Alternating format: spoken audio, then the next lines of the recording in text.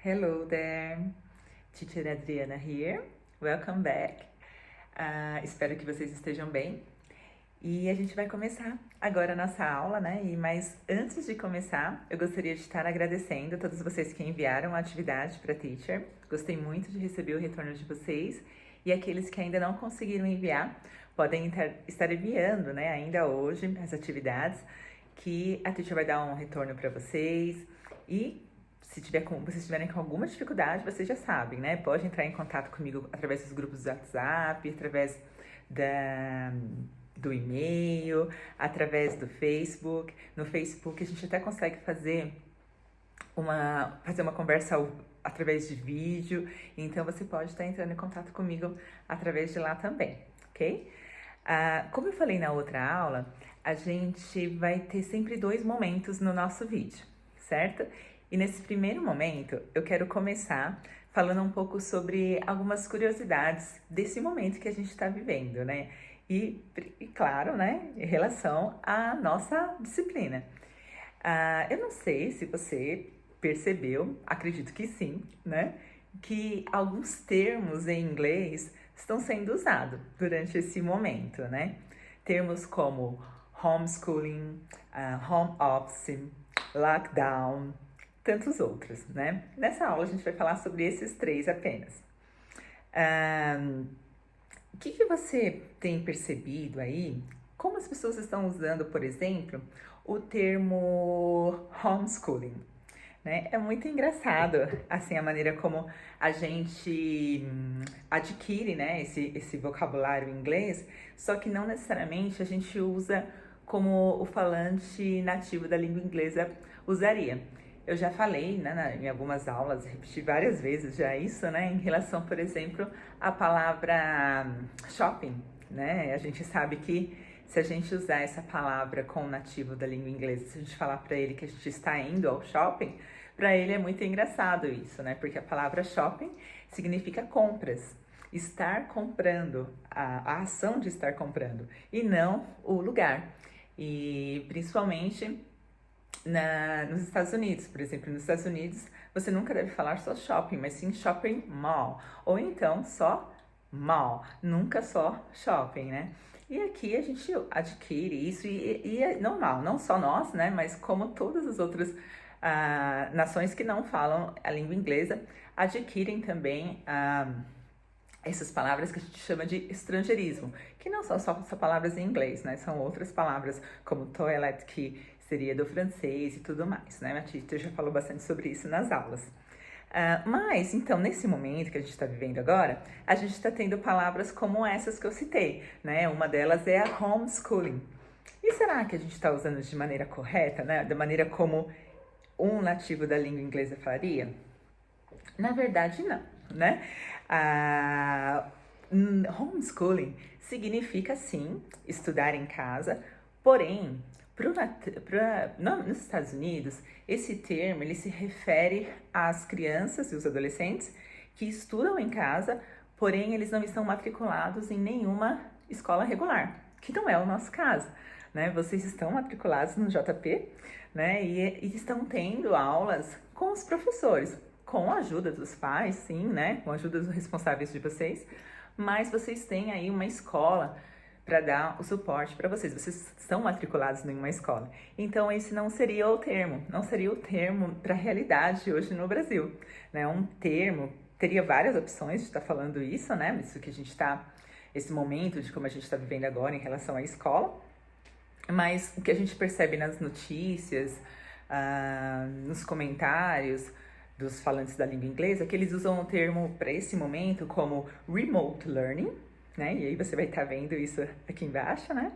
Ou então studying at home, learning at home, né? Então poderia ter várias opções aí que a gente vê nos noticiários, nas notícias no geral. Porém, esse termo de homeschooling seria mais para um sistema de ensino que eles têm nos Estados Unidos. E também tem uma outra palavrinha também que está usando bastante aí, que é a home office. Home office, né? Essa palavrinha também, assim, a gente vê muita gente se confundindo no uso dessa palavrinha também, né? O home office, na verdade, ele, na língua inglesa, ele é um espaço em casa, né? Então, um espaço que você preparou para trabalhar, né? Não a ação de estar trabalhando. Então, eu dizer que, assim, eu estou fazendo home office, como é o que a gente vê bastante, né?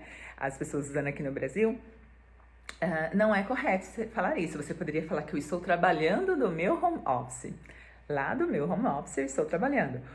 E aí, como é que a gente vê esse termo então, né? Quando a gente vai nas notícias, nos Estados Unidos, nos países em geral que falam língua inglesa, como é que a gente vê essa maneira de se expressar? Né? A gente vê eles falando assim, I'm working from home, or a remote work, né? Mas não home office, certo? E tem muitas outras maneiras de estar falando isso. Mas eu queria só mostrar para vocês, assim, como é engraçado, né?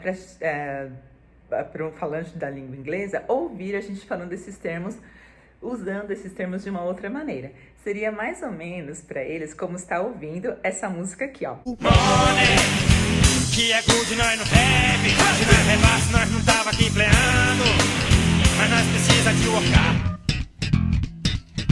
Money. Que é good, nós não bebe. Se nós rebasse, nós não tava aqui workando. O nosso work é playar. Muito engraçado, né? Mas é mais ou menos assim que o falante da língua inglesa ouve quando a gente está falando esses termos que não é bem como eles usam, né?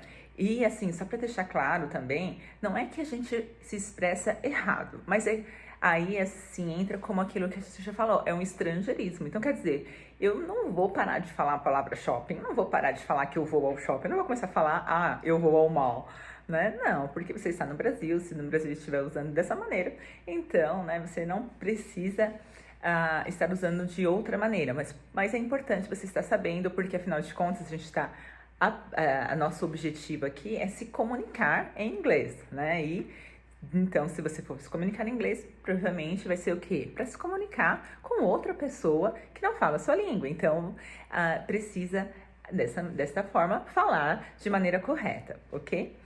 Agora tem um outro termo também que está bem alta também e provavelmente seja uma das coisas que vai acontecer no nosso Brasil, se a gente não se cuidar, se a gente não ficar em casa, que é o lockdown. Você já deve ter ouvido essa palavrinha aí, ó, que ó, tá aqui embaixo, né? Lockdown. E aí, agora eu te pergunto, e essa vai ser a atividade dessa primeira parte do vídeo, ok? O que é esse lockdown? E será que a gente está usando ele de maneira correta? Será que a gente soa para o falante da língua inglesa no mesmo sentido que a gente está usando aqui? Isso você vai pesquisar, ok? Então, você vai pesquisa lá no Google o que significa lockdown, pesquisa nos noticiários aqui do Brasil mesmo, se então bate com aquilo que você pesquisou da tradução da palavra, é isso mesmo que você está vendo nos noticiários, eles estão usando da maneira correta essa palavra lockdown? Anota lá no seu caderno e você já sabe, manda para a teacher, ok?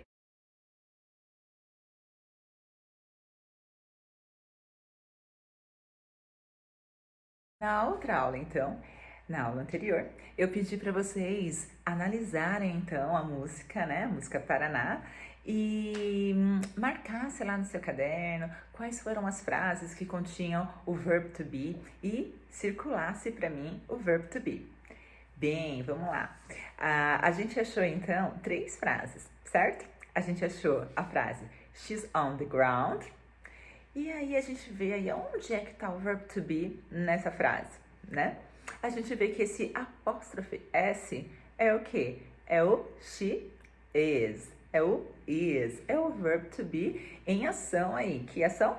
Ação de estar. Ela está no chão, né? Então a gente viu esse primeiro verb to be em ação com o is. E depois a gente viu, então, a outra frase. A gente achou uma outra frase na música, que é Boys be like, te quero, né?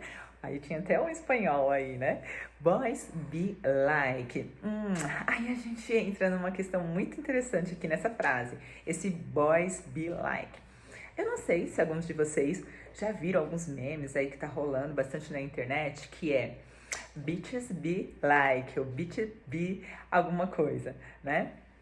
Não sei se você já viu esses memes, né? Não tenho certeza se tá rolando muito aqui no Facebook. A Teacher não fica tanto no Facebook, então não sei se tá rolando muito.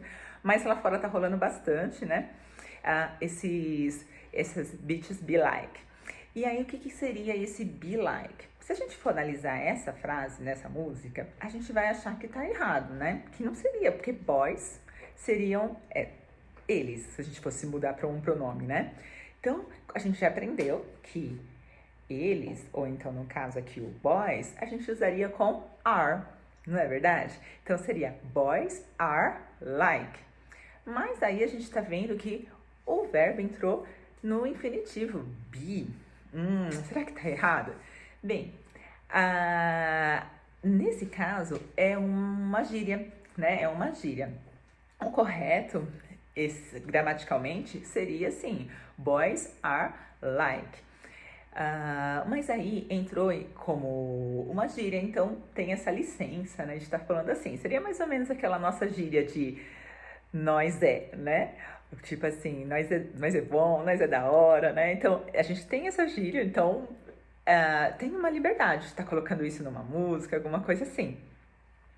E aí, então, esse boys be like seria também uma expressão de uma gíria. O correto seria o boys are like. E aí, aproveitando, né, que a gente tá falando dessa frase, dá uma atenção especial também pro like, né? Eu sei que vocês já conhecem esse verbo, né? Só que aqui a gente tá vendo ele de uma outra maneira, essa palavrinha de uma outra maneira, né? Aí nessa frase não é um verbo, né? E nessa frase ele também é uma gíria. E que gíria é essa? É tipo aquela nossa palavrinha tipo, né? Quando a gente fala assim, tipo assim, né? Então a gente tem essa palavrinha tipo. O like aí nessa frase está nessa expressão. Então, nos Estados Unidos, principalmente na Califórnia, eles usam muito esse like, assim como a gente usa bastante a palavrinha tipo aqui, né? Quando na nossa fala. E aí, para manifestar isso, é a palavrinha like. Então, essa frase seria assim, né? Boys be like, tipo, os meninos estão tipo, né? Falando o quê? Falando te quero, né? Então, seria o que significa essa expressão.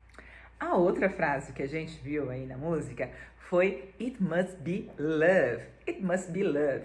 Aí também a gente vê o be na sua forma infinitiva. E nesse caso, será que tá errado também? Será que é uma gíria também? Não, né? Aí, nesse caso, tá certinho. Por quê? Porque a gente tem um outro verbo antes, a gente tem o must. E esse verbo, então, permite que o be esteja aí na sua forma infinitiva. Até, se a gente for traduzir palavrinha por palavrinha, faz todo sentido pra gente. Até dá pra gente traduzir palavrinha por palavrinha, né? Porque a gente já aprendeu também que não dá pra, no inglês, a gente não, em qualquer outro idioma, né? A gente não consegue sempre pegar e traduzir palavrinha por palavrinha pra trazer um sentido pra nós, né? Porque eles se expressam de maneiras diferentes, né? Só que nesse caso aqui, a gente pode sim traduzir palavrinha com palavrinha que dá realmente o sentido que a gente quer, que é deve ser amor, must be love, ok? Bem, tá, isso foi a aula passada, mas e agora? Qual vai ser a atividade para essa aula? Se você for prestar atenção lá ainda na mesma página da apostila, ok? Que a gente tá vendo, a gente não tem só a maneira presente, né, de colocar esse verbo em ação. A gente tem também o verbo no passado, né? O tempo verbal no passado. Então, a maneira de se expressar aí no passado. Como é que é essa maneira de se expressar no passado? Com o verbo to be. Eu coloquei aí pra vocês, né? E aí você vai ver lá no roteiro, tá bom? De estudo que a teacher colocou no Classroom. Você vai perceber lá que eu coloquei 3 perguntas pra você. E você vai ter que, para saber o significado dessas perguntas, colocar lá no Google Tradutor, tá bom? Coloca lá, traduz a pergunta e depois responde. Lembrando, isso aqui a gente vai ver como é que funciona o verb to be no passado. Então, você vai ter que responder tudo no passado também, afinal de contas é essa a pergunta, ok? Aí você vai dar uma olhadinha lá no roteiro de estudo e aí você vai então responder para mim. Responder no caderno, tira uma foto junto com a primeira parte lá também, né, do vídeo e aí manda para a teacher. É isso então, pessoal, essa foi a nossa aula dessa semana. E você já sabe, né? Só enviar pra gente, então, as atividades e qualquer coisa, entre em contato com a teacher, tá bom? Quero muito ouvir de vocês, quero muito ouvir se vocês estão gostando das aulas, quero ouvir sugestões também, o que a gente poderia estar fazendo para a aula ficar mais dinâmica, o que vocês gostariam de ver mais na aula. Se bem que na próxima semana eu vou trazer um formato um pouquinho diferente aqui, tá? E acho que vocês vão gostar, tá bom? Então a gente se vê na semana que vem. See you, bye!